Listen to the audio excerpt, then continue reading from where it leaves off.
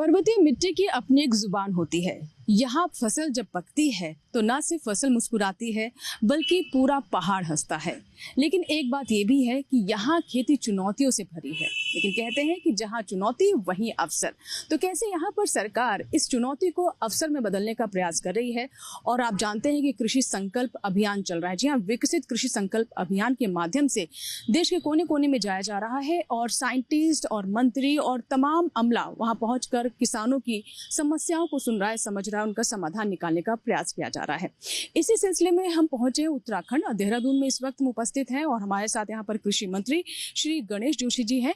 आइए उनसे हम बात करते हैं कि उत्तराखंड की चुनौतियों को कैसे एड्रेस किया जा रहा है, कैसे इस अभियान के माध्यम से केंद्र तक आवाज पहुंचाई जा रही है। सर, बहुत बहुत स्वागत है दूरदर्शन किसान पर आपका। जी, तो जैसे कि हमने कहा है कि पहाड़ों कि हम बचपन से एक कहानी सुनते आ रहे हैं कि यहाँ पर पानी नहीं रुकता, जवानी नहीं रुकती, लेकिन अब पुराने समय की बात है, अब नई तकनीक का इस्तेमाल किया जा रहा है। इस चुनौती को अवसर में बदलने के लिए इस अभियान से किस तरह से मदद मिलेगी? देखिए, आज देश के प्रधानमंत्री नरेंद्र मोदी जी के मार्गदर्शन में और हमारे कृषि एवं कृषक कल्याण मंत्री शिवराज सिंह चौहान जी के नेतृत्व में विकसित कृषि अभियान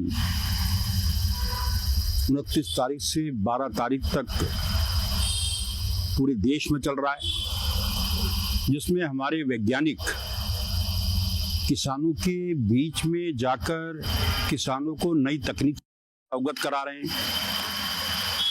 किस प्रकार की खाद वो डालें, किस प्रकार वो डालें, किस प्रकार के बीज का इस्तेमाल करें, इसकी जानकारी किसानों को दे रहे हैं।